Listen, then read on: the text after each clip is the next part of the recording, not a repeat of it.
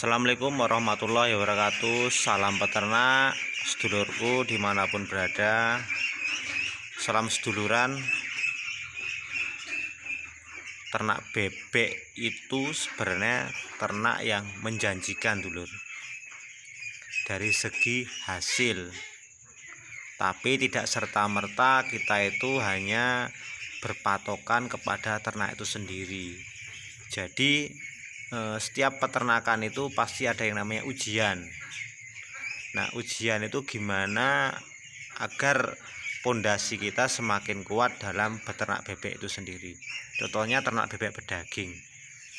Ada yang bilang itu tidak untung. Kalau cuman untungnya sekian ratus, 400, 500 per bulan dari ternak bebek berdaging ini dikatakan ada yang bilang mending saya tiduran di rumah gitu. Mending saya apalah itu bahasa kocaknya gitu. Nah, itu kembali lagi ke masing-masing individu dulur ya. Jadi dunia peternakan dan dunia pertanian itu adalah dunia yang dikatakanlah hampir dimiliki, hampir diminati itu setiap daripada pensiunan-pensiunan yang ingin hidupnya itu lebih tenang. Jadi memang dunia peternakan ini memang perlu ketelatenan, perlu keseriusan, tapi juga bukan berarti terus kita mengandalkan dari satu usaha saja dari peternakan ini.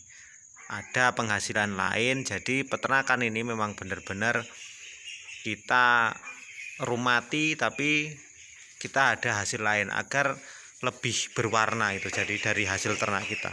Cuman kalau kita hanya untuk misal kita ini keluar dari suatu pekerjaan gitu, kita mau usaha ternak tanpa ada penghasilan di luar daripada ternak ini sebelumnya atau modal untuk membackup, kita takutnya namanya belum cukup dari segi ilmu, kita gulung tikar, kita akan bingung, mengalami kebingungan dalam modal itu sendiri.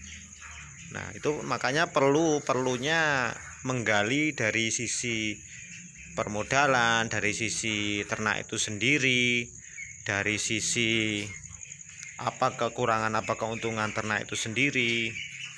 Karena peternakan ini targetnya bukan hanya untung saja, tapi gimana cara memahami agar peternakan ini bisa jalan dulu.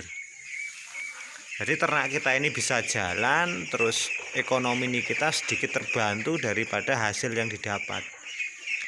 Apabila hasil yang didapat itu kita sudah terbantu, sudah merasakan, itu jangan langsung kita pakai untuk hal-hal lain. Kita aplikasikan lagi modal itu untuk pengembangan usaha, yaitu menambah populasi.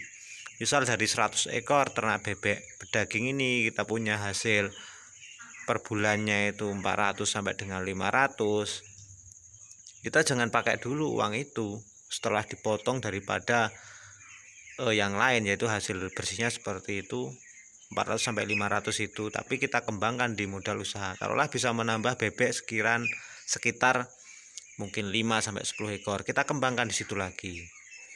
Dari hasil itu kita manfaatkan lagi sampai benar-benar hasil itu menjadi hasil puncak dan kita bisa menikmati hasil daripada ternak kita. Jadi ternak itu enggak serta-merta langsung kita mendapatkan hasil hanya dengan hitungan bulan.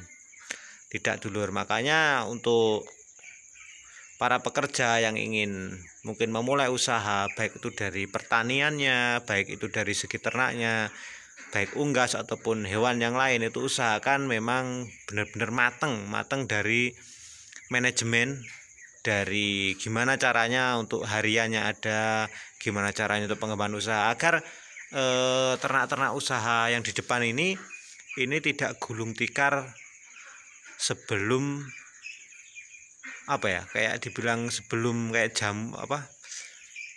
sebelum umur jagung. Jadi hasilnya nggak ada sebelum umur jagung kita sudah gulung tikar. Itu kalau bisa jangan sampai. Kalau bisa kita pertahanin sampai dengan benar-benar kita mendapatkan untung dan modal pun balik. Itu yang kita harapkan. Jadi benar-benar harus dipahami dulu ternak. Jadi mudah-mudahan bermanfaat sedikit ulasan ini untuk peternakan bebek pedaging. Salam peternak, salam seduluran. Assalamualaikum warahmatullahi wabarakatuh.